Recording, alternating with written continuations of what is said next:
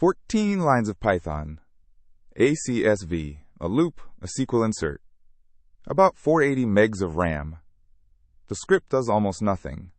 Your container's on fire anyway. Python isn't slow. Your dependencies are. And the libraries you reach for on autopilot, the ones in every tutorial, every Stack Overflow answer, every senior dev's muscle memory, those libraries are quietly turning your $8 VPS into a $1,200 Kubernetes bill. 3 imports, 3 multipliers. Profile each one, swap it out, watch the same script drop from 478 megs to 38. That's the tool, one package, one decorator. The truth, right there in your terminal. Slap it profile on the function. Run the script with python-m memory _ profiler script.py. Every line gets a memory delta next to it. Quick admission before the next library. Anyone who's been writing Python in production long enough knows better. Pandas, requests, SQLAlchemy, those 3 live in basically every shipped project. And memory _ profiler, almost nobody runs it on their own pipelines. Not on the script that runs nightly, not on the worker that ate 3 gigs last quarter, not once. Pandas, the default, the reflex. The library you import before you've even read the file path.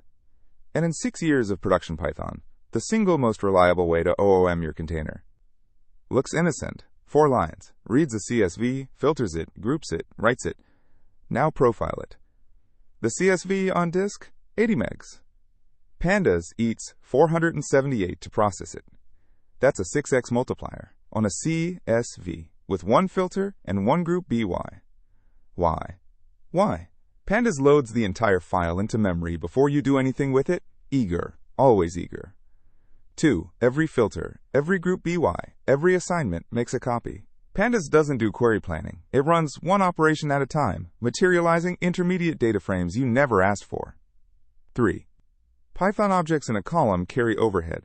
A column of strings isn't a column of strings. It's a column of pointers to Python string objects, each one with a header, a ref count, and a hash.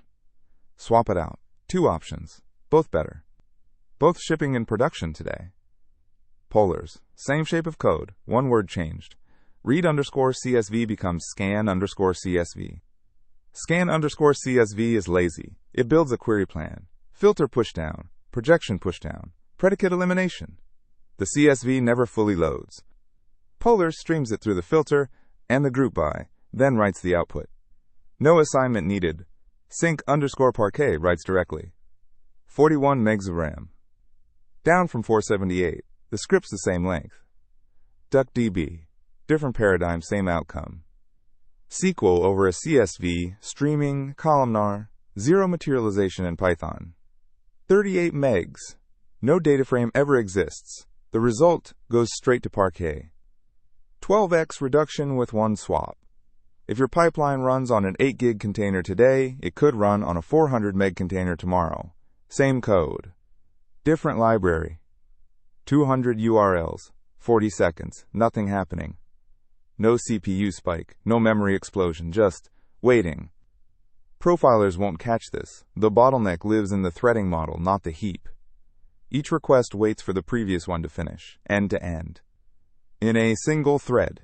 While one request is in flight, the other 199 are doing nothing.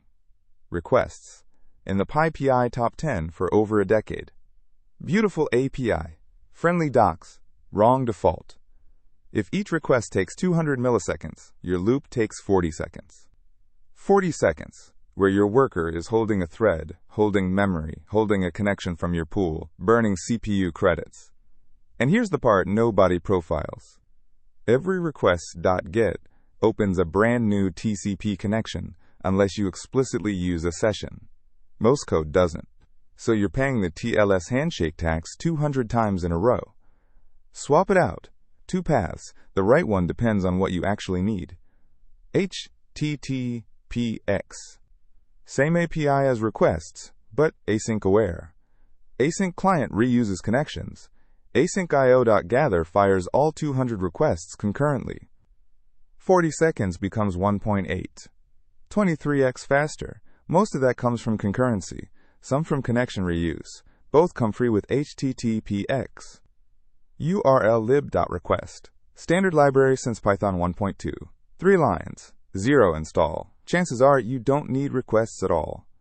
Fewer dependencies. Smaller containers. Faster cold starts.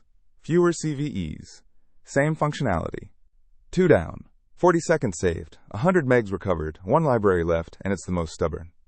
SQLAlchemy. Django ORM. Same problem class, different syntax. Both turn your database, a streaming, columnar, set-based engine, into a Python object factory. Reads clean. Reads like English. 3 million rows in the results set. Profile it. 2.8 gigs for 1 query. What's happening? The ORM fetches every row, then for every row it spins up a user object. Each row in the database, maybe 200 bytes on the wire. Each user object in Python? Closer to 900 once you count attribute dicts, type descriptors, identity map registration, change tracking, and lazy load proxies for relationships you never even accessed. Multiply by 3 million. There's your 2.8 gigs. And here's the line every senior eventually crosses. You knew the ORM was doing this. You learned it years ago. You read the SQLAlchemy docs on yield_per. You nodded. Then you forgot. Because the ORM is convenient. Because the next ticket is due. Because the test passes. You stopped noticing. The bill kept growing. Yield_per, one word, tells SQLAlchemy to fetch in batches and throw each batch away as you iterate. Memory drops from 2.8 gigs to about 30 megs. But there's a better path. Server-side named cursor on psycopg 3. The database streams rows. Python pulls 1 batch at a time. The generator yields each row. Nothing piles up. 18 megs of RAM. 3 million rows. No ORM. And the script shorter. The ORM was supposed to save you time. In your worst hot path, it's costing you 3 orders of magnitude in memory. Use it where it earns its keep. Admin panels, simple CRUD. Drop it where it doesn't. Analytics queries, batch jobs, exports. Look at the 3 libraries on the chopping block. Pandas, requests, SQLAlchemy. What do they have in common? They're all optimized for the moment you write the code. Friendly APIs. Permissive defaults. read_CSV just works. Requests.get just works. db.query. All just works.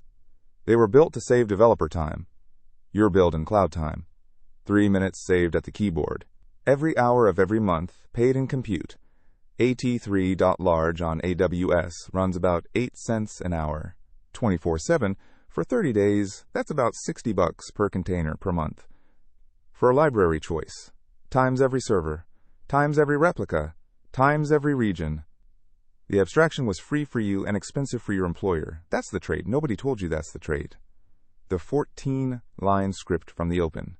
478 megs. Here it is, rewritten. 38 megs, 12x reduction by swapping 3 imports. Python isn't slow. It's been carrying the bill for the convenience. Your imports aren't the only place this is happening. Every chat app on your machine right now, Slack, Discord, Teams, they idle at 3 to 4 gigabytes of RAM, not because they're doing anything, because of a single architectural decision made 15 years ago that nobody reversed. Same pattern, 10 times the scale, the next one's queued up. Profile your imports, replace 1 a week, watch the bill drop.